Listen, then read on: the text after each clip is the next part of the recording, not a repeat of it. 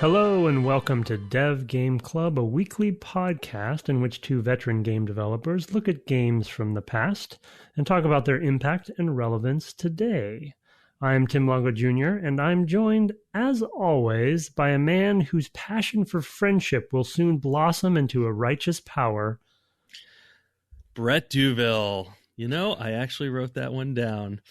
You did? Through that, I'll know which way to go. Exactly. There you go. I was like, what is Sheik talking about? Like, there's like, this is some of their quotes are great. I mean, and that's not even like that. The Sheik's whole speech at that point that's a one choice line, but the whole thing was quite good. And there was another section that I'm forgetting where it was, probably in the Temple of Time or something, where they just go on and on about what's some sort of poetry. Yeah, super fun. You know, basically like a bunch of word salad kind of thrown together that kind of seem inspirational but don't really mean anything. Right, yeah. Doesn't really mean anything. So we're talking about Ocarina of Time, episode, which one, 4? Are we on 4 now? The fourth one? Yeah, fourth one. I think it's part 4, yeah. Yeah, part 4, yeah. So because we did the 3... Right. Yep. So welcome back to this series that will probably be pretty long, but we've got at least 2 more. I think at least 2 more. So, and based on the length of emails we're getting, I don't know, we probably end up having to do an extra email episode as well. So, interesting. Because of Ocarina, you mean? Because of Ocarina. I mean, that's been true in general when we've done some of these like long running series, in particular, or series that really hit at a particular time with, you know, a particular age group of our listeners. You know, a lot of, you know, people who are younger than we are listening, and they were young played it the first time when it came out, as children or as young adults, and are, you know, remembering things about it or what have you. It's also been remade, you know, or reissued a number of times. So yeah. There's been different places for people to come in. So it has a long history, as do many of the Legend of Zelda games. So yeah, Nintendo games in general bring the most mail, I will say. If we were like, how can we get the most mail to pick our next game, we could do worse than to pick something that was on the SNES or the N64. So Yep. Yeah, I feel like we have a certain an age group band of listeners. So we are, in fact, I mean, that's a good segue to one of our topics, which is developing this relationship with Sheik. It was something that you had brought up. You know, you're running into Sheik both at the Temple of Time originally, and then, you know, in or around these different dungeons to find your way into, and it's sort of advancing the story of that relationship, which is interesting. It's kind of it's really the overarching story at this point. Yeah, and Sheik is the one that's giving you the songs for each temple, you know, and kind of giving you, and a bit of a motivation. The one example that ended up being I had actually a lot of trouble in this session because I got stuck in a couple places, but one place that I actually got, I mean, what usually happens for me is I get myself into hot water by overthinking certain things, you know, and probably some of it's coming from my designer brain of like, they probably mean this, and so I should probably go do this. And so the example being, which I'm obviously skipping the Forest Temple for a second, but to give you an example of where I got stuck relating to Sheik, it turned out I wasn't stuck. I thought I was, because I had made an assumption to get to into the Fire Temple. I knew I needed the red tunic. Yeah. And so I remember seeing it, you know, in the Goron City in the past, in the shop. I was like, okay, yeah, that's right. And so maybe I need to get into that. And so I couldn't get into that door. Because I got stuck on how to actually open in adult Link timeline, how to get into that door where the shop was, which ended up not being how you get the tunic anyway. So I was like, okay, maybe I need to go back in time and go to that shop, and maybe I can buy it now. And so if you go back into the Temple of Time and you're like, both of us forgot how to actually, if you can, how to go back in time, how to go back in time whenever you want to. And I was like, well, I guess, okay, I'll go back. I'll play the song. That didn't work. And then if you go back and you walk into the chamber that's in the back where the Master Sword is, Sheik is there sometimes. And I hadn't talked to them in a while. And so I went and talked to them. And then they say the whole thing about like putting the Master Sword back in the stone. And that's how you trigger going back in time. And so it's hypothetically, you can do it any time and you also eventually get a song from Sheik that allows you to go back to the temple anytime too. So, hypothetically you could do that switching anytime. So I went all the way back to a child Link. And then ran up to the Goron city, and I was like trying to buy the thing. I didn't have enough money. So then I went and had to collect 200. It was so ridiculous. I had this whole narrative in my head about what the solution was. And but in that particular case, it ended up being kind of a usability error in my opinion, because I thought I'd hit the one Goron that's rolling around that actually triggers you being able to progress and get the tunic. In fact, it's the Goron that in adult Link time that gives you the tunic specifically. I thought I had hit him with a bomb multiple times. Yeah. And I just hadn't, and I was like, that's gotta be that, but then it's not working. So it must be something else.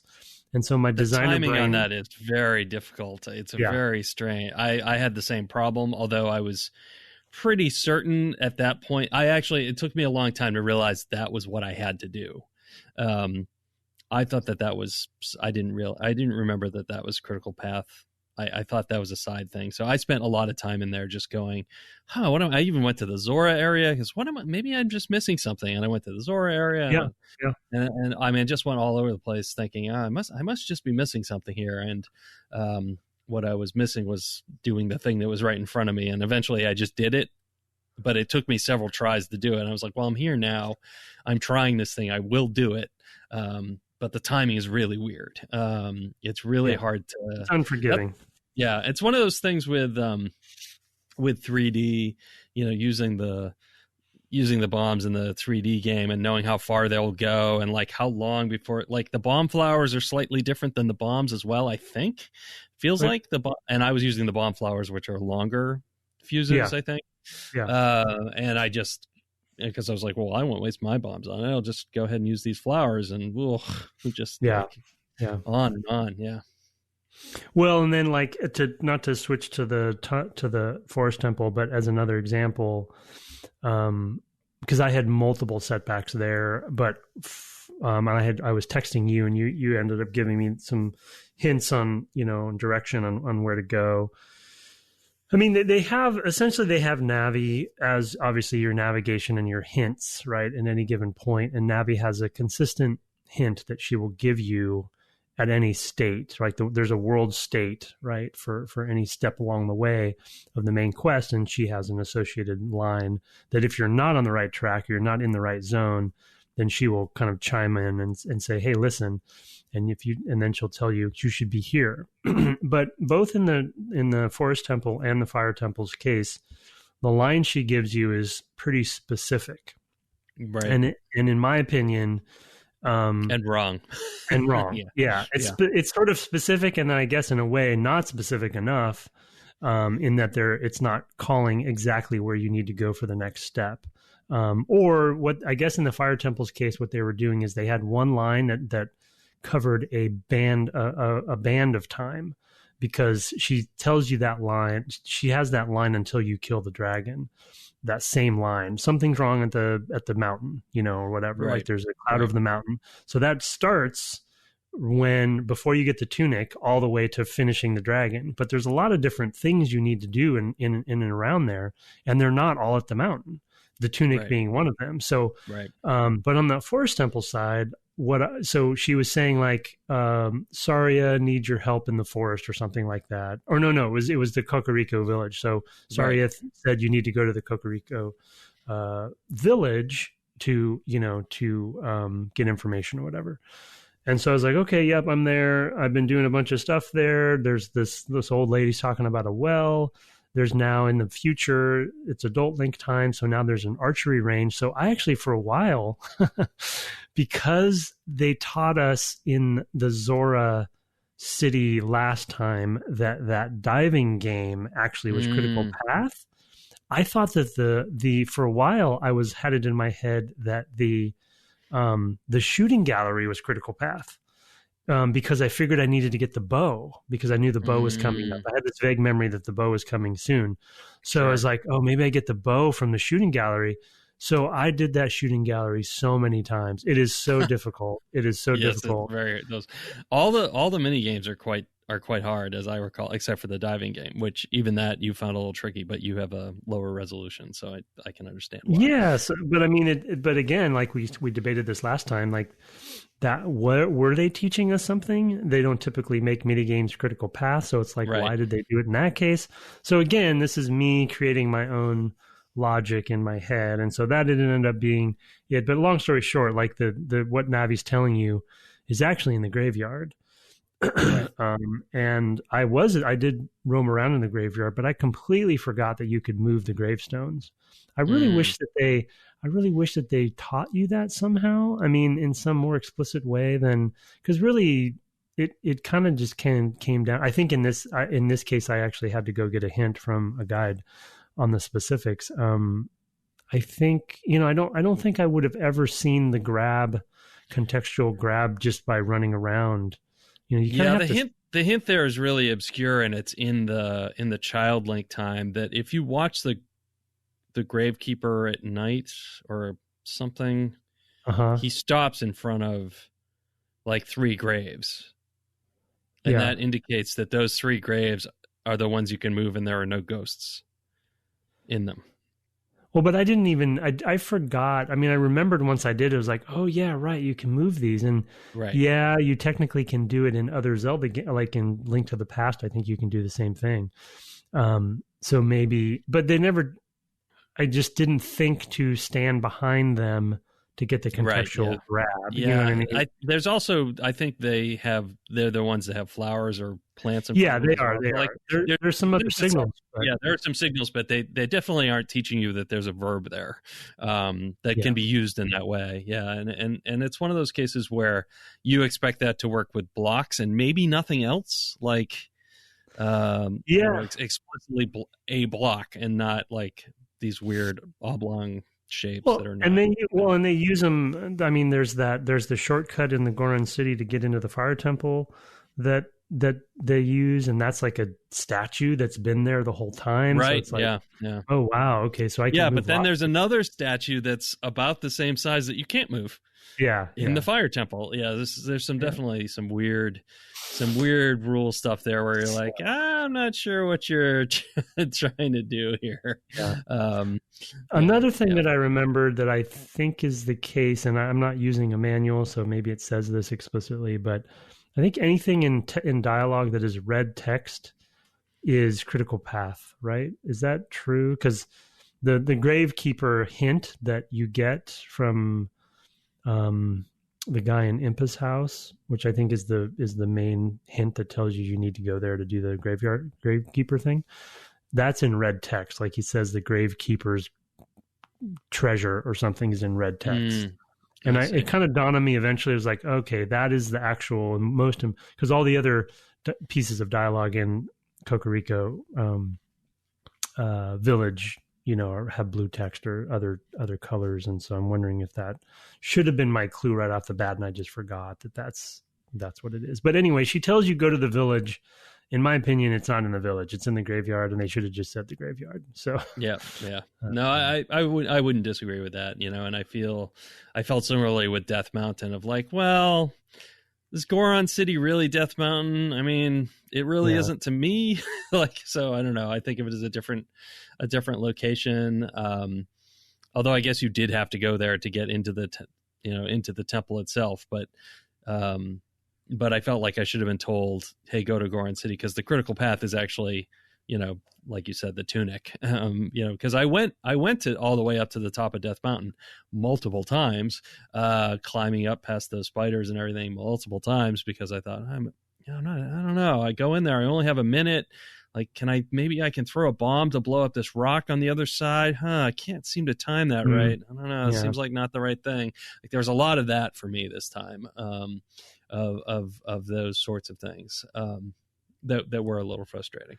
But I don't know. Well, I mean, as the game expands, right, and as we get more tools and more verbs, I think we probably talked about this with Link to the Past, and probably in many other games. Like you have more, at least for me, and I think I get into my own head quite a bit and cause problems that are my own fault, really. But once you have such a matrix of options, you're gonna kind of try to put pieces together where they aren't there, and because you have so many things you can do. Now we have the hammer, and it's like, oh man, maybe I need to go smash all these things now that could have been, because what you end up smashing with the hammer is actually quite a few different things. So it's like, you just make up the lock and key solutions in your own logic sometimes, and the more options they give you, the more difficult it is going to be for them from a usability standpoint to be clear. We should call those horse teeth in the future. That should be our new new term for that. That's a Day of the Tentacle. That's a Day of the Tentacle reference. Good. Right. I was hoping you'd pick that up. Yeah, exactly. Yeah, it's like, God, this is definitely, these teeth need to be going. This is definitely the thing. It's like, no. In fact, in that case, wasn't it intentionally a red herring? Didn't they do that? I think so. Or was that the one where the art was different in the remaster? I don't remember. There was something. I can't remember the particulars of what. I'd have to go back and listen to what we said about it. And I have a hard time retaining the. Your memory, I know, is terrible, but there was a lot of. I mean, it wasn't that long ago. It's less than a decade since I played this game, and I still am forgetting all kinds of stuff. And I see it, and I'm like, oh yeah, that's right. I forgot that it was this, and like. When I bombed that guy and he had and he told me everything I had to do, I was like, oh, of course, right? I don't know why I didn't think about this. I think it's because there's the big one that rolls around before that it also feels like it's not, because that's not critical path, right? So it's like, well, that was another thing, that I feel, I can't think of another example, but I feel like another Zelda trope that I might be just, again, making this up, because I can't think of an example, but another Zelda-ism, I feel like, is teaching you to do. Sometimes they will teach you to do a thing like that, like in child timeline, to blow that guy up to get him to stop. And you're like, okay, they teach you that thing, and then they will intentionally mix it up on you in a different time, give you sort of a similar situation, but then it's a different solution, because you have new tools or something. I feel like they've done that from time to time. So when I was throwing the bombs at him and it wasn't, in my perception, wasn't working, I thought to myself, okay, there's some new tool I have that I need to do something differently with him, because in this timeline I'm an adult and everything's different, and he's a little guy and he's not a big guy, So I was like, oh, maybe it's the hook shot because I have that now, or the bow and arrow or something. So your head goes places when the puzzle logic is not vague, I guess, and it's very, very tricky problem. And I'm trying to think, I still now again, I haven't played every single one, but I still feel like A Link Between Worlds is the perfected classic one of these Zelda formula. Yeah. I take Breath of the Wild out of it, and just talk about the classic formula. I think that is an example where I never felt like this, I never felt like I knew what I needed to do. I just needed to do it, right? Or it was just kind of handed to me in the right way, but it didn't feel like it was holding my hand either. It was still like the aha moments were there. I do need to play. I want to play the remake of Link's Awakening. I haven't played that yet. That sounds pretty neat. But apparently the structure of that game hasn't changed, so that'll be interesting to play, because Link's Awakening has quite a different weird structure classically. It's kind of the Majora's Mask of its time. So I've been told, because I haven't played Majora's. But anyway, a little off topic. But yeah, just the whole. Where was the other thing? Let me see. On there was the Gravekeeper thing, which that was the thing with the Gravekeeper for me is like I actually put in my notes, got the hook shot ... Do you need to? And I assume and then it says in parentheses you do. So when I was taking notes, like it's actually critical path at that point. I found it just off of talking to someone and them saying, "Oh, you should go to the graveyard." I was like, "Oh, okay, I'll go to the graveyard," and I got it, and I was like, "Oh, cool, I got the hook shot." And at the time, I was like, that's weird. Let me go find Saria, like, yeah. Like, I mean, that was literally like, I was like just doing it because Navi said I should go to the village. I talked to some people in the village and I stumbled my way into the graveyard basically. Whereas you were like, oh, I'm supposed to be in the village.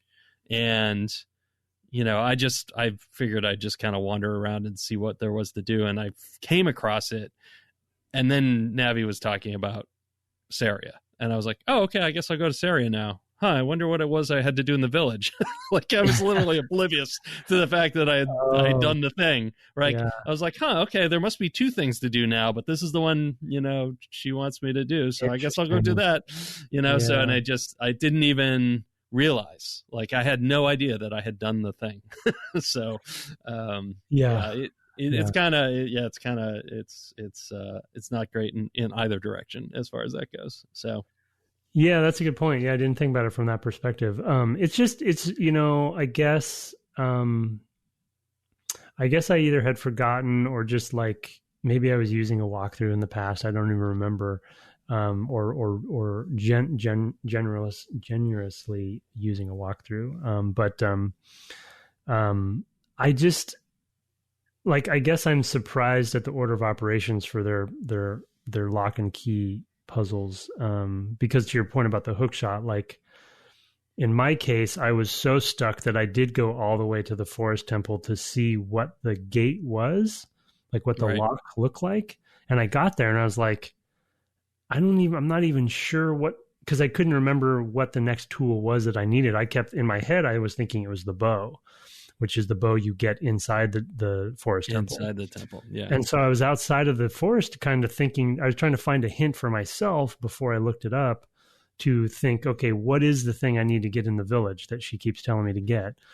And I'm outside of the thing and you're like, well, there's a tree there and there's no like discernible markings on the tree that tell me that anything about it. There's not like so I just wasn't even sure. I guess, one of the hook shot was obviously possibility because of the elevation, but even, but all that for me though, I was thinking it was the planting a seed there, because I'm pretty sure in the past there's a seed bed in that area.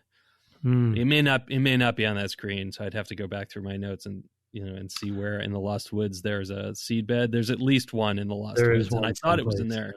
Yeah, and I thought, oh, okay, well, and then I was like, well, maybe I have to go back in town. So I also went back to Hyrule, and discovered that I mean, I didn't figure out how to go back in time. I was like, oh, that must be an after you do the sages thing. It was like, my memory. I was like, oh, I guess, that's really weird. I'm surprised by that, but okay.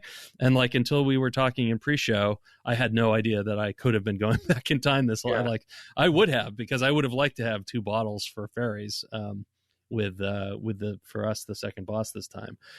Cause it took some doing for me, but. Right. Yeah, I definitely want to get more. I even want more than 2 bottles. I don't remember where the other bottles are, if I'd ever gotten the other bottles, but because it looks like on the UI you can get maybe 4 bottles, but maybe. Yeah, I think it's 4. Yeah. And I don't. Oh, I think one of them is that the cuckoo lady. I think she'll give you one if you give her all the chickens into the bin. Yeah. And I have like 2 or 3 of those left. I can't remember how to get. I can see one of them, and I'm like, I can't remember how to get on the other side of that fence. Yeah. But maybe it has to do with making the windmill go crazy. So it's possibly that. And then the other one, I don't know. Oh, I did do a thing in Hyrule that maybe is it. There's this dude with the pose, and they're in bottles. Oh, the So I ghost, feel like, yeah, the ghost seller or the yeah, ghost buyer guy. Yeah, yeah, but I don't know how to get those. So yeah, I haven't seen one yet. I mean, I've only seen the kind of weird ghosts that are in the forest temple. Yeah, so. yeah. Well, they're in the graveyard, and they're basically at night in Hyrule Field. I think they pop up too. Oh, okay. You just need a bottle, and once you kill them, you can scoop them up with your bottle. Oh, okay. All They're right. Yeah, like they're ghost spirits in their lantern. They're pretty cool design, the pose. Yeah. Yeah. Yeah. I mean, we talked about the different the numbers of things that we can do now, as any Zelda game kind of exponentially grows when it comes to like all of your tools. Not only that, but they also have the time thing now, right? So it's like there's another layer of like, wait, do I need to? So it's going to be, I don't remember, do they? I guess don't spoil it for me, because I can't remember if there is a critical path reason you go back in time in this current section of talking to the sages or finding the sages. Because if that is the case, it would be very interesting to see how they do that, because that's a mind blower there. It's like, you know what I mean? Like going again, I had made my own problem by thinking I had to go back in time to get the red tunic, but they allow you. I guess they mainly, if it's not a critical path, they mainly allow you to do it for all the optional side stuff. Is why they would. Yeah, do it. there's a lot of side stuff. So yeah, I mean, but basically the world is, you know, you say exponential.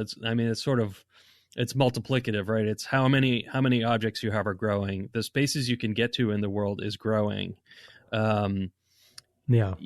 Both from those tools, but just in general. And then there's the time aspect. So you basically double it, because you basically have some version of the tools in both. You have the boomerang instead of the hook shot or whatever. So there's some differences.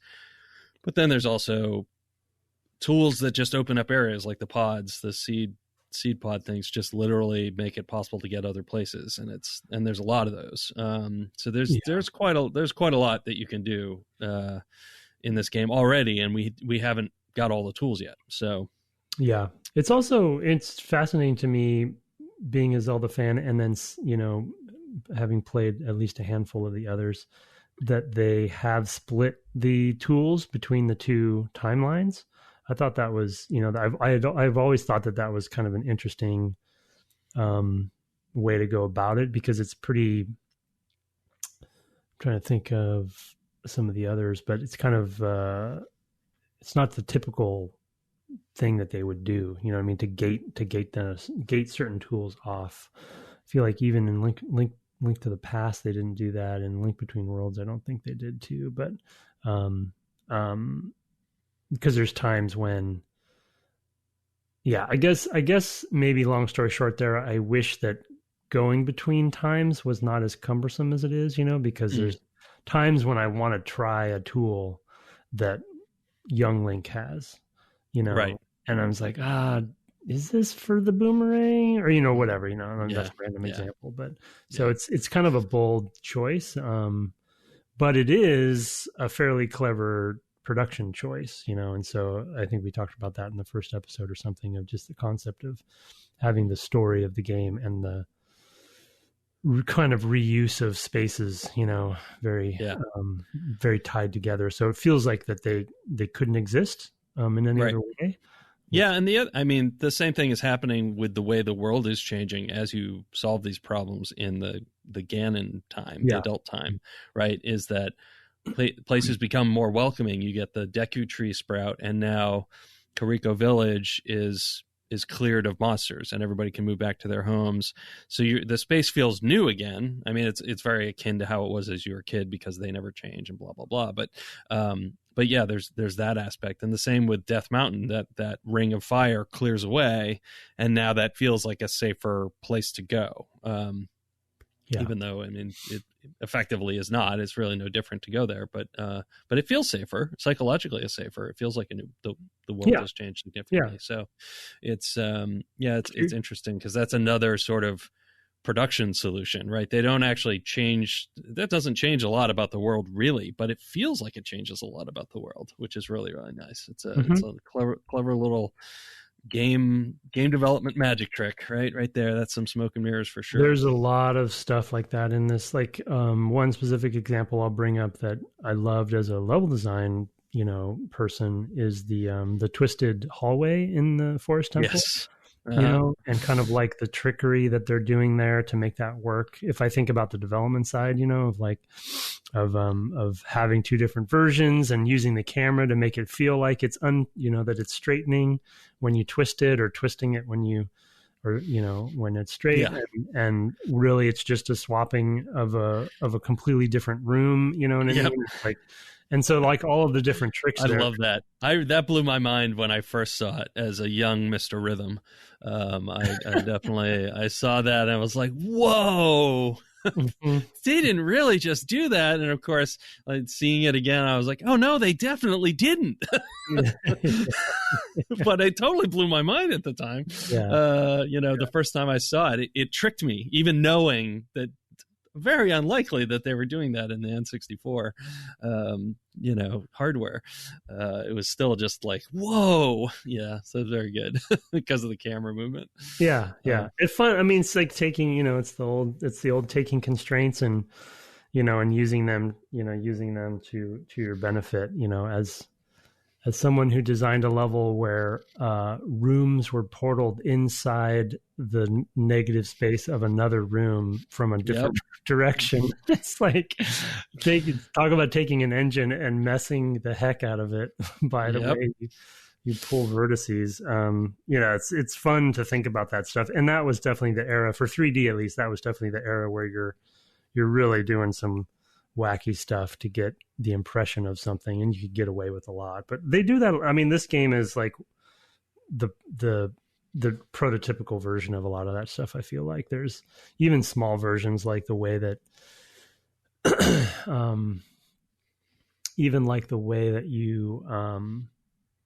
you pushing a block onto a fire geyser, and then that becomes an elevator, like that's not all real. You pushed a block, it fell down, it turned into an elevator, it's like the block's not there anymore, right. Little things like that, where if you think about Tomb Raider being the maybe a close-ish kind of game that had made an impact, they didn't have as advanced kind of trick smoke and mirrors going on there, and it was always on a grid and stuff, so it wasn't really the same thing. So they were more limited, but I just feel like Zelda, they just found a lot of good tricks in that regard. Yeah, they absolutely did. You want to move on to some of the dungeon stuff and quest stuff. Yeah, you had thrown out this phrase object-oriented quests in pre-show that I've been dying to hear more about, because of course you say object-oriented and I'm like, I don't know if that means what I think it means, but because I'm a programmer, it means something different to me. Right, but yeah, no, I don't mean it in the programming term or the architecture term. No, what I just wanted to bring it up in that, and I'm fairly sure I must have brought it up in terms of we've talked about it before, but it's specifically with Zelda, because it's always been funny to me, because I'm definitely an RPG fan as a player, and traditional sort of like, especially Western quests, but also it seems like a lot of JRPGs, the quest is a task that you're getting from somebody, and there is a sort of like way to quantify that success, and usually it's very menu or UI centric.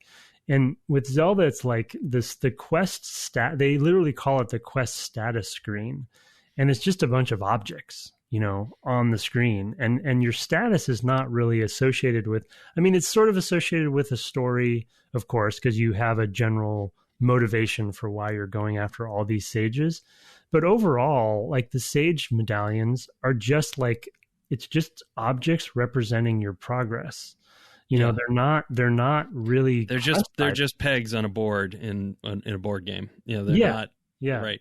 yeah. And so you just go back to that screen, and in general, your quest is filling that screen up. That's it. It's like Yeah. there's not really, and it's just objects. And so they've associated meaning to the objects by saying, oh, the sages have a color and an element, and then here is a hexagon with a bunch of different points on it that now I will fill each of those up with a colored medallion, and then they make a nice cinematic happen when you get one with some nice music and you feel really accomplished. Right. But generally you don't really know or care why you're doing it, in a way. I mean, it's like a board game. It's all in the theming, abstract. Right? I mean, it's an abstraction. That's why board game rules are not copyrightable, but the art is, right? The actual expression of it, like that's the argument, is like, well, it's just an abstraction of, a few simple things. If somebody had had that copywritten, it would cut off all kinds of games, right? I mean, it's because there aren't tons of board game mechanics that are uniquely new every year. It's not none, but relatively few. So it's the actual expression in the basically of the theming, all the other art around it. That's the stuff that you can protect as intellectual property. Right. Yeah. And same thing with video games. I mean, you can rip off, and people certainly have, any, Zelda game or whatever, obviously, and steal all the mechanics you want. You just can't call it Legend of Zelda. You probably, the further you push it, the more likely you are to get a stern letter of warning from Nintendo. But yeah, it's interesting. Yeah, and of course, throughout this series, I bring it up pretty much every episode. But only because I love Breath of the Wild so much, and when I'm playing this game, I think about that game a lot, and sort of like thinking about the developers who made Breath of the Wild, having played this in their in their past, and the traditional classic Zelda model versus that model. And that they definitely pushed forward with that game. The object oriented quests that are there typically have something to do with a tool that you're going to get, and the quest and the tool are more integrated, and that somewhat happens in traditional Zelda games like this one, but I'm talking about more of like the critical path quest in this case. First it was the 3 gems, and then now it's the really they're just representations that you finished a portion of the game. They don't have any other purpose, and it's just so funny to me that they're making an RPG that doesn't have a quest log. It's just these objects that you're collecting. So that's what I meant as far as that term. And it's just, I feel like if, I can't think of a good example, there must be somebody who's kind of gone after this in a similar way, but there's just like RPGs today would never do this. Like this is not a thing. Like it's like you want more meat on the bone with this, but for whatever reason, Zelda gets away with the sort of shallowness of it, because it's more of, I guess, the process is, it's the ye old phrase of, the process is more important than the product, I guess. Well, I mean, they just, like you said, they do wrap a lot of it up into the theme. And I think in a lot of, first of all, since this is not really an RPG, right? There's that, right? There's not an expectation that there's going to be a million side quests, which is, I think, really the limitation in RPGs, is that you end up having to use a lot of text because it is so very open-ended, and you're not literally building your UI around X number of specific medallions that have to fit into it or whatever. So you want to be able to layer on more and more and more, until you have to ship, right? That's how you build a big open world RPG, for example. So right. Yeah. I mean, I guess another way to come at it for me is when I think about Zelda, because it's technically not an RPG, but it gives you a sense of it sometimes. Right. That I think Nintendo in general, it's very intriguing to me to see how certain, foundational concepts with their franchises don't change from the beginning. And I think some of the concepts that we see in this game are from the first Zelda and from Link to the Past, like in the structures, they've just made a 3D version of it, and so it's a very good version of those things, but not until Breath of the Wild did they choose to start breaking out of it, and it's just interesting to me to see like how consistent they can be with these certain concepts and Mario's the same thing, right? Like they have certain concepts with Mario that will always be there. And then you see Odyssey, which I haven't played Odyssey because I'm not a Mario fan, but is that breaking some of the mold there too, with how you move through, why you're moving through the world and stuff. And it's just interesting to see like how far can they take these very consistent this very consistent structure of the game. And in Zelda's case, it was over 30 years, basically the same structure. But if a new game had come out, with that structure that didn't have that legacy, I wonder if it would have, been as well received. Yeah. If it would be able to get away with it. Yeah, for sure. Yeah. Well, let's take another of those Zelda-isms, the small keys. Yeah, was the thing that you wanted to bring up. It's got there's certainly. I definitely had moments where I was like, I'm going to go out of this dungeon and come back. I hope I don't lose the key that I have and things like that. Because I was like, I should fill up this fairy bottle that I have before I go back into the forest temple. And I was like, I don't know what that's actually going to mean for me, but it all worked out fine. So I'm glad of that. But I was worried because I know that can be a thing. I don't know that I've ever heard about this game, but I feel like there was one of them where the keys didn't do what you expected. Yeah. And you could, I think there was, maybe it's just that maybe it was Link's Adventure and there's like, that's what it's called, right? A Link's Awakening rather is the one I mean, where, I feel like there might've been something with that. Anyway, it's not super important. You had a kind of topic about those as well. I presume it was around progressing through the dungeon and and it's actually good. It's a good episode to talk about because I think the two, from my impression, the two dungeons dealt with it slightly differently. And in my opinion, at least my experience, the Fire Temple was, I think, better laid out from an order of operation standpoint. And so in the Forest Temple, to give you an example, there's a small key in the first room up at the top of the trees. Yes. Right. And so I didn't get that right away. I went in and found another small key somewhere else, which I don't remember where, that I ended up using for the first door that I opened. So that's the only example I have for sure, because the rest of them I'm not positive of the exact order because I don't have like a walkthrough in front of me. But there's basically a long story short, like it's possible to get two small keys and have two small keys. Yes. Which was for me started to get, and this again, it may not be the case because the number of locked doors that need small keys that are in front of you, immediately in front of you, may always be just one. I'm not positive on that, but my impression in my head, perception wise, was that, oh no, there could be various doors, or at least two doors that need small keys, and that there are small keys spread throughout the dungeon. And so, that's even more maddening for me from an order of operation standpoint, because I'm like, did I miss something? How much backtracking do I need to do to find the small key that's in this weird place? And in that case, one of them ended up being in the first room above me. And you missed it, yeah. And I missed it, or and I figured something was up there, but I didn't think, because I saw the vines on the wall, but I didn't think it would be critical path.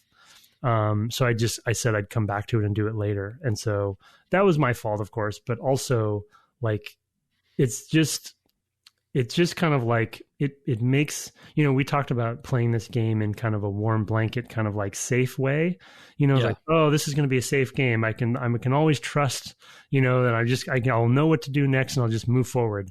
And in the Forest Temple, I felt multiple times that I didn't trust what was going on, and I felt unsettled because I was like, shoot, did I miss something? And the core concept of a small key is that, and I think that they've done this better in other Zelda games where there shouldn't be more than one small key at a time. Like there really should just be one small key, and unless they're really clear, which I think in the Forest or the Fire Temple they were better at, of kind of having more of a linearity to the locked doors, where I know this is the only locked door I really can access right now. So this key is going to go to this door only. Yeah, I would say there's a difference between safe and I'll always know what to do. I feel safe in this game because I know, based on its pedigree, I'll never get stuck. Like there's never going to be a case where I can't get the key that I need.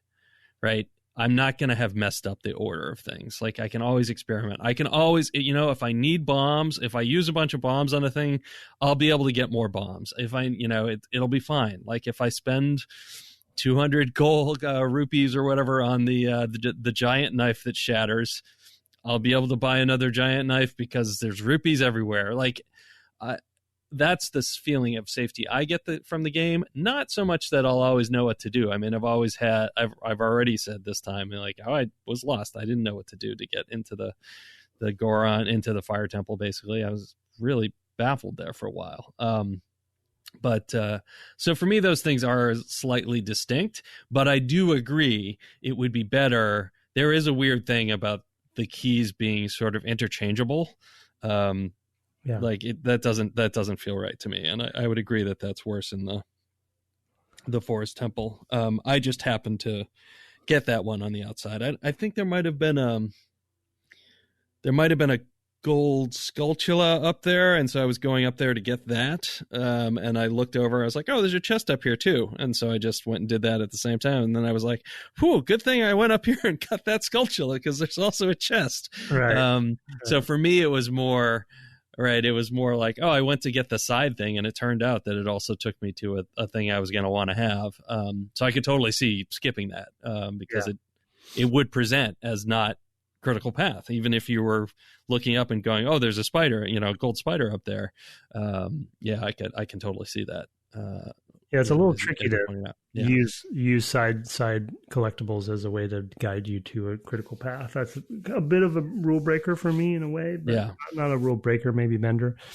Yeah, no, I'm mainly kind of talking about I'm using small keys as the example of having the identity of an item be useful in multiple different contexts, and then also be able to get multiple versions of that item in different orders, So and I think, I don't know if this is the case, but my impression from how much trouble I had in the Forest Temple was that it was a little more non-linear in a way, because of the central room being a hub or something. And again, I don't think it was the case because they generally don't do that, but my feeling of it, because I was doing so much backtracking, looking for keys and looking for the right place to go, that I had a lot of anxiety over that. In the Fire Temple, for whatever reason, I felt like I was just kind of methodically moving the way they wanted me to. And when I got to a door, the key was not far away.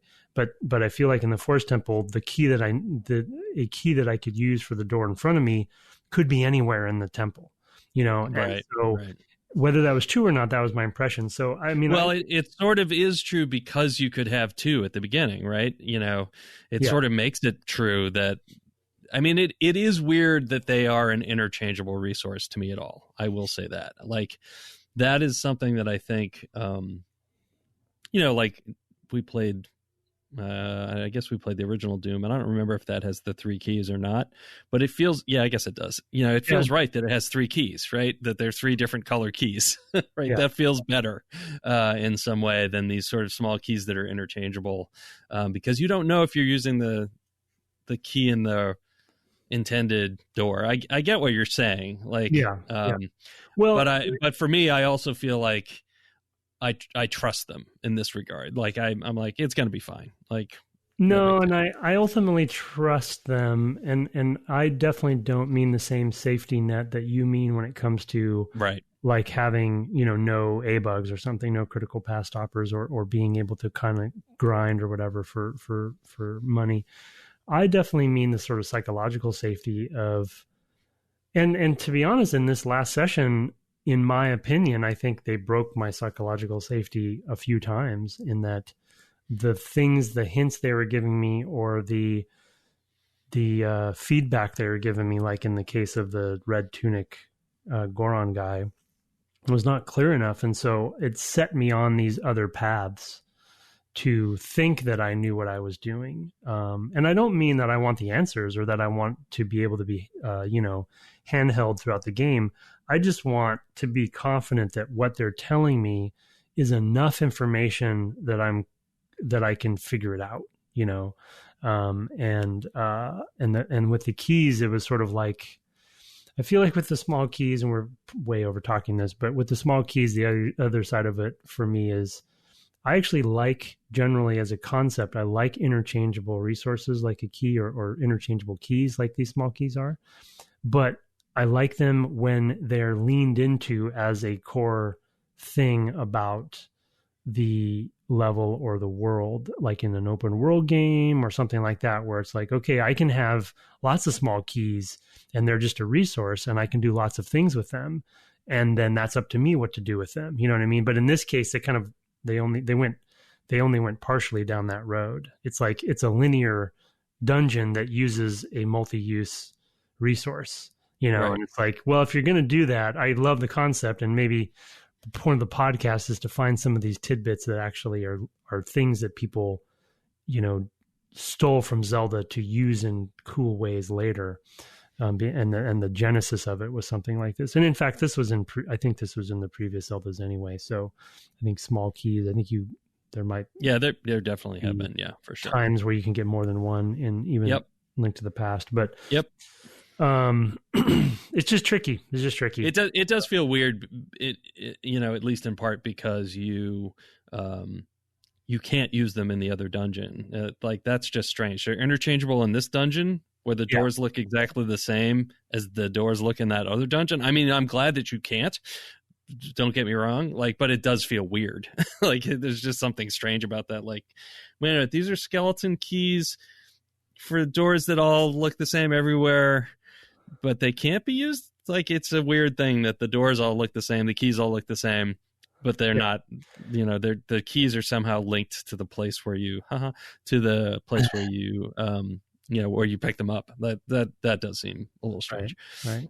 Well, and I think that it's definitely compounded. I mean, we're being harsh on one of the greater games of our, of all time. They can take it, but yeah, they can take it. But because they're the underpinnings of these concepts, you could argue started in some. So to me, the solution to is simple. Is like you just make it like, oh, here's a force temple key, and it looks like wood. Right. I mean, it's done. Problem solved.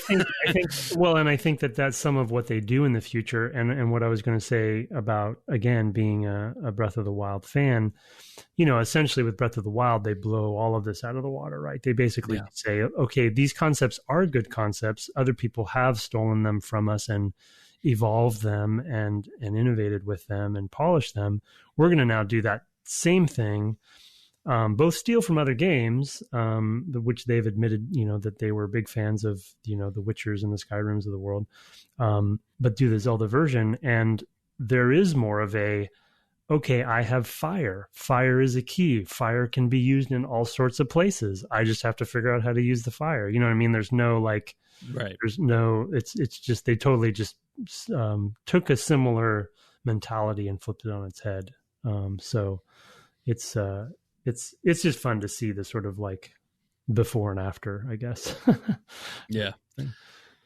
We should talk about bosses really quick, though. I was going to say we should talk about bosses and maybe touch on music for our last topic for this week, and then we can go on to our email. The bosses were definitely a little more complex this time.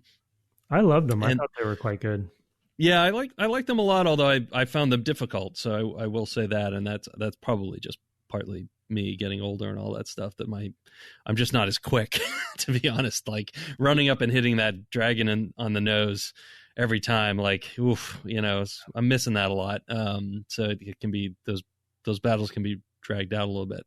And with the same thing with Ganondorf, it's really like it's not the first stage. It's always like the second or third stage where it's like, okay, well, there's multiple of a thing that you have to wait for and like try to get to and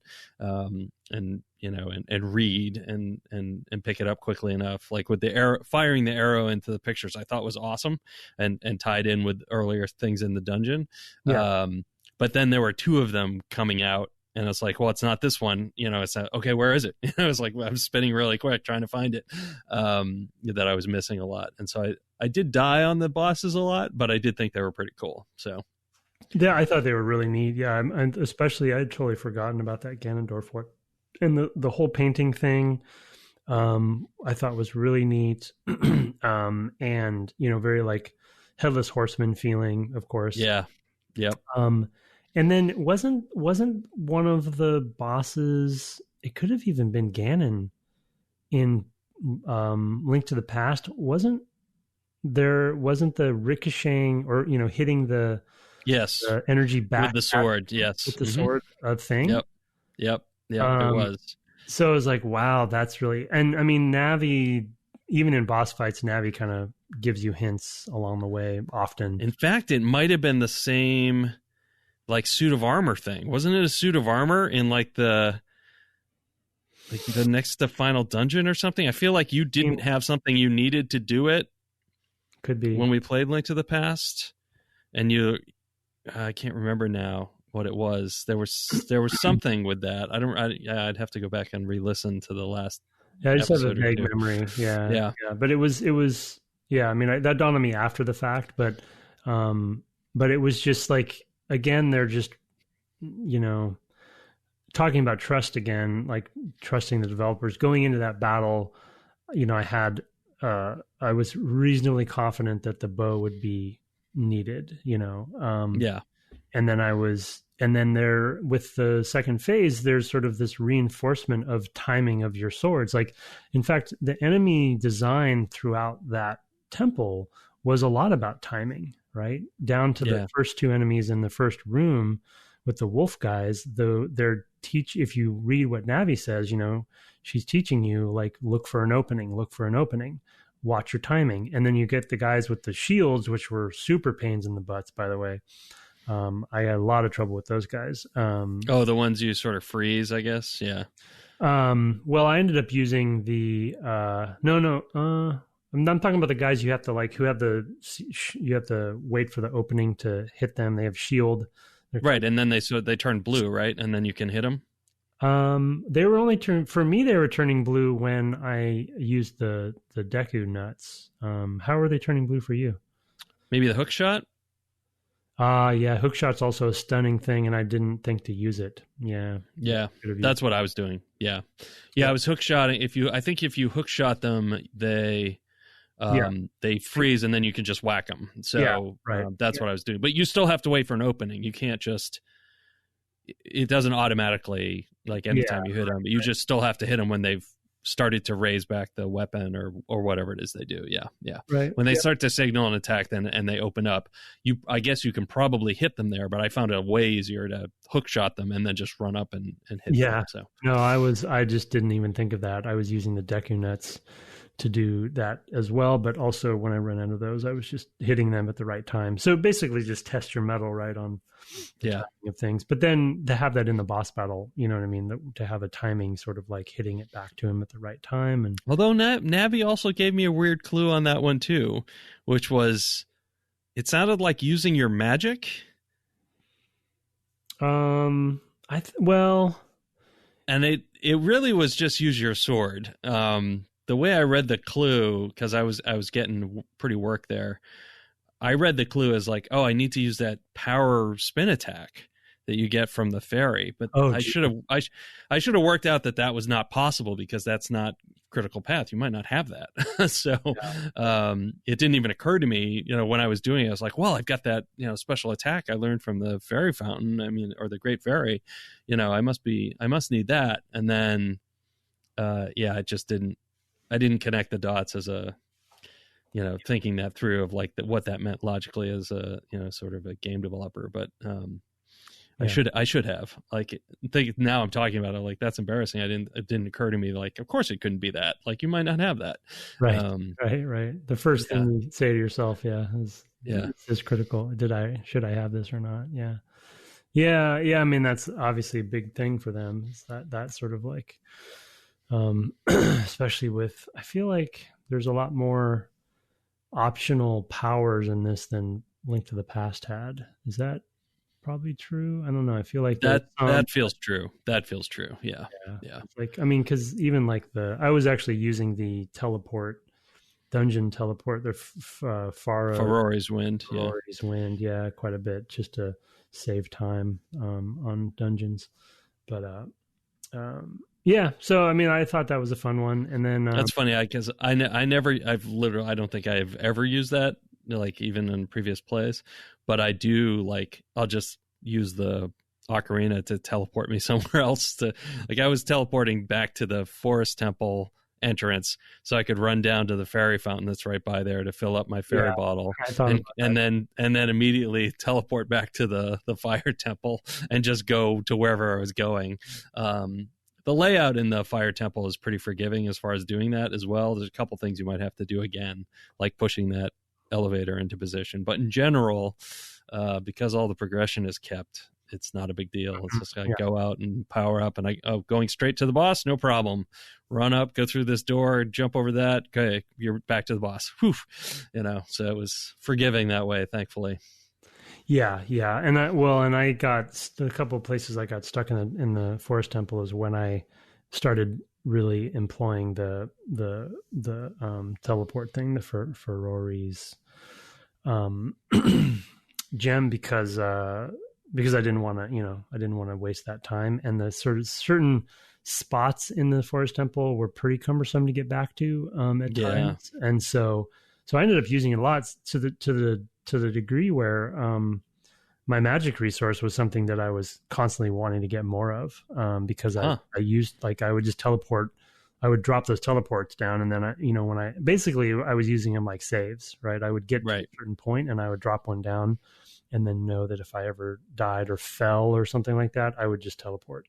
So I was using the magic resource a lot. So yeah, and then the dragon was cool because the serpent style dragon, Asian mythological dragons are part of Breath of the Wild too. So it was fun to see that one in the Fire Temple one. Yeah, for sure. I mean, I really like the look of that dragon, and I enjoyed the fight, which is good because I did it several times.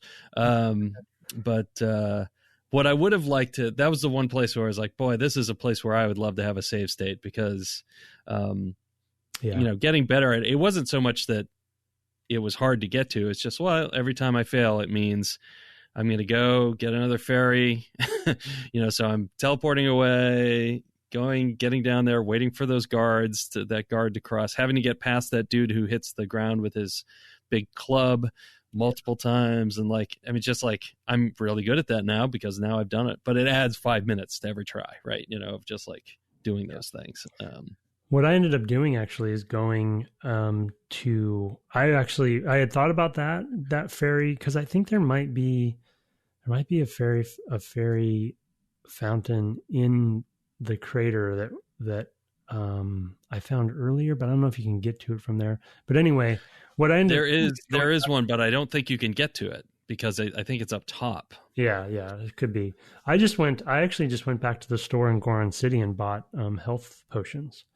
Oh, and that's the same effect. Obviously, you have to have the money, but I think they're 40 rupees. Oh, I didn't know you could do that. So how many of those can you carry? Well, as many bottles as you have. So it's a full. Oh, it just fills up a bottle. I see. It fills up a bottle. Yeah. So I have 2 bottles, so I could get 2, and then and when you drink it, you get all your health, all your well, as many as I have. I think I have like 8 or something. Heart. Yeah, I'm around that. Yeah. Did you get by the way, did you get a heart at the end of the forest temple? Oh, gosh, I don't. Right? I feel like I don't remember getting a heart, but I feel like you must have, and Yeah, you must. You always do. worried. I can't imagine you wouldn't.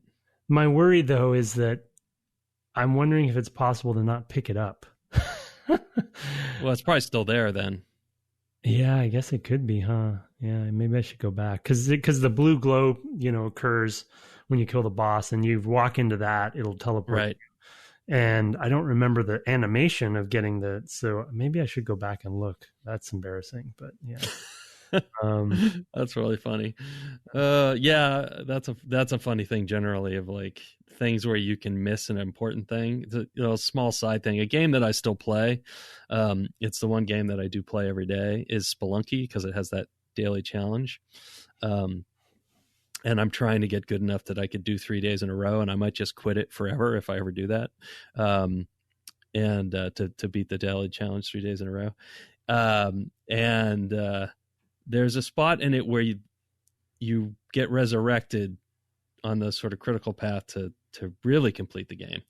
And there you end up appearing in a Moai head on the screen. So you die and you get resurrected inside this Moai head. It's the only way to get into the Moai head.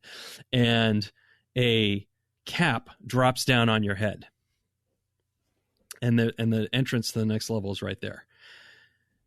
And if the very first time I got to that, it was the first time I had ever done this right.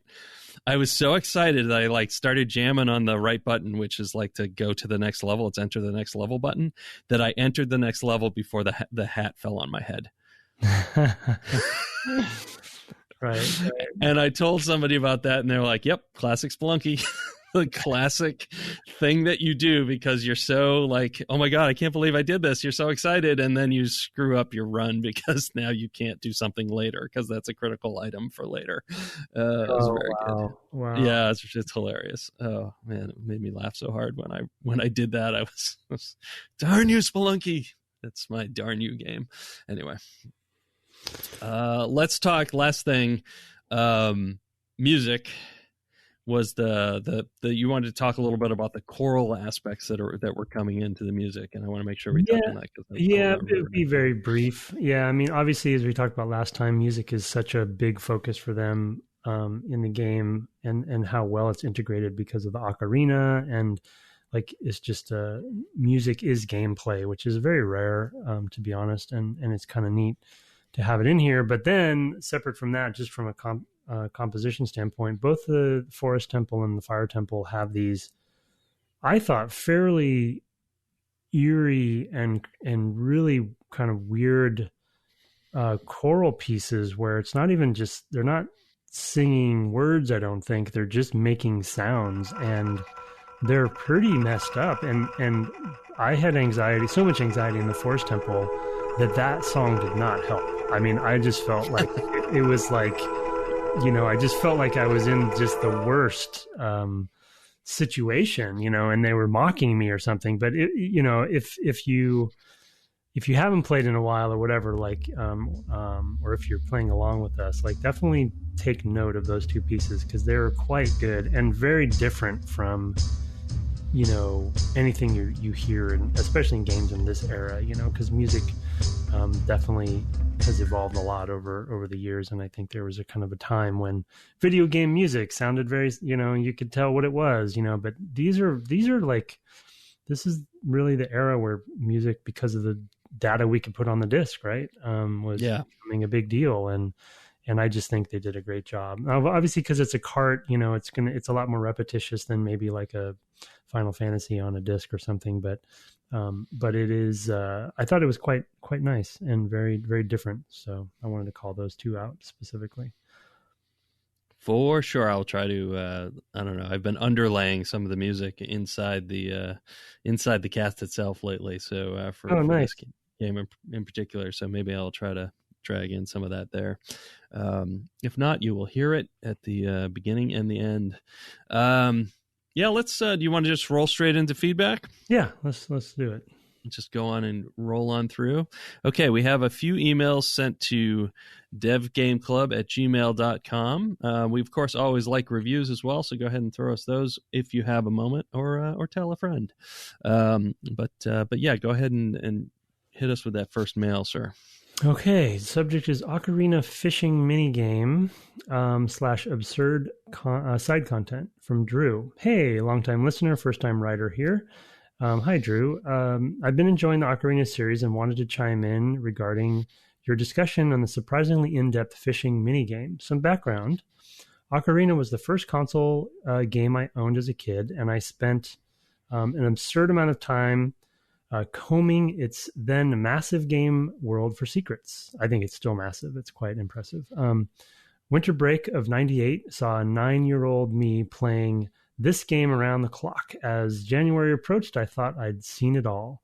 I was wrong. Back in school, a classmate informed me that if you visit the fishing hole and angle the rod just right, you can actually pull the manager's hat off with your line, with your lure. Interesting. This is only possible post time skip. What is that? This is only possible post time skip. The character has a full head of hair in the game, in the game's early sections. What does that mean? Post time skip. When you're an adult. Oh, okay, that's what. Oh, that time skip. Okay, yeah. Yeah. If you return as an adult, you'll notice he has a hat. And if you spend a half hour carefully lining up your casts, like I did, you can actually yank his hat off. The newly bald NPC will then fine you 50 rupees. This was one of those weird, unnecessary details that made the game seem enormously dense. If this was possible, what else could the Ocarina be hiding? It's a goofy, very easy to miss character detail that reinforces the time jump, while adding a little levity to to a Hyrule that's turned very grim after Ganon's takeover. What a game. Looking forward to the next episode. The Forest Temple is a personal favorite. Excellent haunted house vibes. Yep. Yeah, it was definitely good vibes. I'll give you that, Drew. I think it was just me. It's just, I had a really hard time with that one for some reason. So it's. Yeah, I it's funny because we were talking pre-show. I really didn't like it. Was exactly the opposite for me. And we didn't really touch on it all that much. But for me, I found a lot more things that threw me off in the Fire Temple. Just some of it was just physical ability stuff. As I already mentioned, the boss, but also there was that staircase that sort of spiraled up, and the number of times I missed a jump.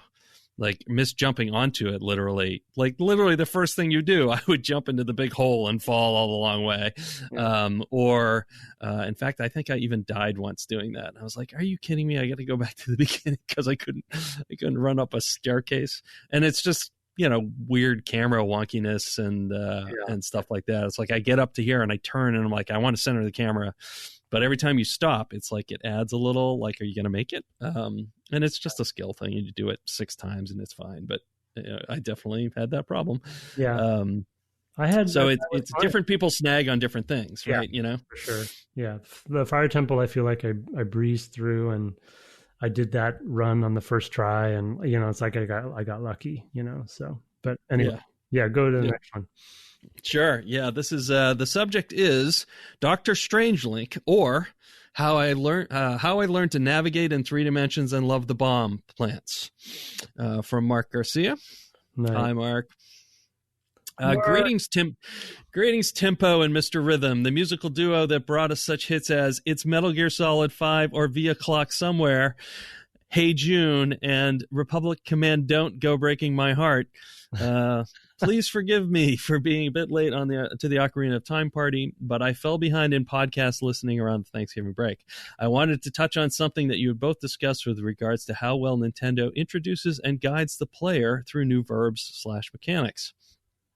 You dedicated a portion of the second episode on the Ocarina of Time to talk about the game's introduction to bomb flowers and later the bombs themselves. And you both elaborated on how the developers created an organic progression from the bomb flower with a timer/limited range to bomb bag, which gives the player the ability to extend their usage radius, and finally to the usage of the bombs on the boss. I wanted to touch on this concept of the bomb flowers as the introductory mechanic a bit more, as I think that there was another critical aspect of introducing these before just giving the player bombs in a bomb bag, and it had to do with introducing players to the concept of how Link will handle bombs in 3D versus how he handled them in his previous or alternate timeline, question mark 8 and 16-bit adventures. In the 8/16-bit era, bombs were simply dropped when a player pressed a button, whether the player was moving or not. There was no momentum associated with their deployment. To throw them, the player would need to pick them up after dropping them, and the distance they were thrown didn't depend on the player moving or not. That's true. I'd forgotten that. Yeah. In Ocarina of Time, the bomb flowers serve not only as an introduction to bombs, but also as an introduction to how momentum affects bomb usage. Their short fuse and limited range mean that there is a light element of urgency that accompanies their usage when trying to hit a target that is further away. As a result, it is almost guaranteed that the player will be moving and hoping that they can get the red flashing plant to its intended target before it explodes. Should the distance be too much for them to cover on foot, they will then most likely press the release button early and witness that their movement resulted in the plant being thrown rather than just set down, as it would be if they were standing still. Again, this is a small point that just adds to the larger one you both made about the genius of Nintendo's introduction of new mechanics, but I do love how subtle yet effective this and many other mechanics were in easing players into doing something in 3D that they had previously done in 2D. Thanks, and as always, keep up the great work. Best, Mark Garcia. Yeah, that's a point well made. I really appreciate the detail going into like the whole thinking behind that, because that's absolutely the case. Yeah, absolutely. Yeah, I mean, and adding the urgency to teach you that moving while holding something will result in a throw by adding urgency to something that will damage you lightly, so you'll learn because of that as well. And what's more, it's such a good point, because what's more is if you're holding a bomb or anything and you do start moving, the contextual button word on the screen on the UI changes as well to throw. Right. To throw. It is reinforcing all of those different things that you can do. So, it's a chain of just brilliant design going on there. Good one, Mark. Thanks for writing in. And you have one more. I don't know that we'll do more than we have quite a few, but I didn't want to go too deep because they're all fairly long. But yeah, like you said, maybe we'll have a Zelda mail cast. That would be hilarious. Okay, subject: Dimensions of Zelda from Walker. Hi, Brett and Tim. I just finished the Switch remake of Link's Awakening. Speak of the devil. When you announced you'd be doing Ocarina for the cast. So I quickly jumped straight into my old 3DS save where, surprise, surprise, I had left off in the midst of my favorite portion of the game, Jabu Jabu's belly. And I'm quickly finding myself agreeing with you on the way this game handles overworld hijinks between dungeons. I've noticed a theme in the overworld design of the top-down versus fully 3D Zelda games. In most cases, the overworlds in the top-down games are active and bustling, layered densely so that they continue to be engaging each time you walk back through an area with or without new gear. But most importantly, they seem to keep me moving and battling at all times, whereas in the 3D games, starting with Ocarina, I often might find myself between dungeons wandering around in a mostly empty world looking for the more or less arbitrary hot point that will trigger the next linear path forward. Often these are also gated by tedious tasks, sometimes with a timer, such as the nighttime seed collection in Skyward Sword, or wolf digging in Twilight Princess, and I sigh, wanting to just move on to the next epic, and I sigh wanting to move on just to the next epic dungeon. Do you think I'm right that assuming this is largely an artifact of difficulty of jumping to early 3D with low polygon count and needing to bank on players' unfamiliarity with how to control and interpret 3D or space in a 3D context? And then they just leaned into that design for 2 decades before shifting paradigm entirely with Breath of the Wild. I mean, Breath of the Wild is also a big open world that is not as densely layered as the top-down titles, but there is practically no critical path. You just do whatever you want all over the place, almost as an end in itself. And to me, it works big time, but has a really different vibe from any other Zelda game. I hope they keep making the top-down games because I find there's a lot to be said for that type of overworld design that Nintendo seems to have decided isn't possible in full 3D. Thanks so much for the show. Best, Walker. Interesting. Yeah, it's an interesting question. I do think that at least with this game for sure, and I don't remember Twilight Princess well enough. I played it right when it came out. But I definitely can remember this to be true of Wind Waker as well, because it's you're sailing on the ocean and there's nothing to do because you're just sailing. I mean, the sailing is really pleasant, so I don't mind it because it's really lovely. It's really like it's like really relaxing just to sail around. So looks so beautiful that I enjoy it. But I think that's less true of the running around in the overworld game. In Ocarina, for example. And I do think in Ocarina in particular, it is definitely a performance constraint. They really can't render very much. The overworld is straining them, and it's a big ask for the time. You definitely, I definitely feel that, right? I mean, and you're playing on original hardware, so I can't even imagine for you. I feel like it probably even slows down and stuff, but it really does. Yeah, it's really so for sure in Ocarina there is a constraint here that has to do with space. I will say though that's still there in Breath of the Wild. They just got better at designing the world to hide it. There was a great talk, I guess it was at GDC the year that the Breath of the Wild came out, about using triangles to hide basically the world around them, which is two things. It's great from a design standpoint because there's sort of a visual language that you can see in the world of like, oh, this thing is hiding, this is obscuring something that you can go and find. So that's kind of great, but it's also a great performance thing because it's hiding a thing that you don't have to render. So it's a thing that they really leaned into because I don't know. I think Chris Hecker said a Switch is just two Wii U's duct taped together, which is just two Wii's duct together, which is just two GameCubes duct taped together. So it's only 16 GameCubes. I think I have that right, but it's funny how they fit all of that in the one little package. Yeah.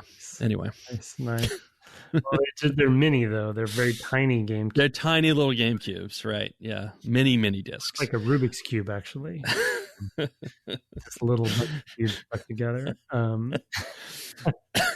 I mean, I think. Yeah, I think he's right. It's a very interesting point because I feel like in the 2D versions, because he's kind of like going all the way back when it comes to the formula that he's talking about. In the 2D versions, I feel like the overland, I don't know if this is going to come out right, but I feel like the overland was sort of more a part of the flow of the direct flow of the game. You had dungeons, of course, but it's tiled in exactly the same way, right? I mean, there were tiles where even though you're in the overland and we would perceive it as the overland, there still is sort of like a level, because a tile is a level and you're fighting enemies in that like a level. It's just they've drawn it. The representation of it is an overland, so we have mentally,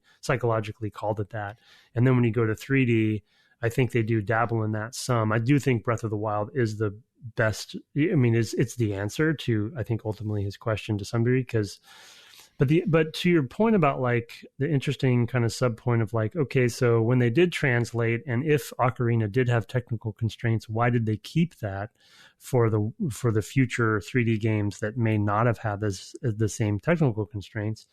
The only thing that I can think of that I would that I can see and have even had conversations in my day job about is the overland also represents a pacing change, intentionally often a pacing change and kind of a breather, and intentionally just kind of changing the flow and the feel for the user. And I would say with Ocarina, it actually works quite well for me because, yes, there's a lot of, I've already complained about kind of the random tasks and a bunch of the stuff he's talking about.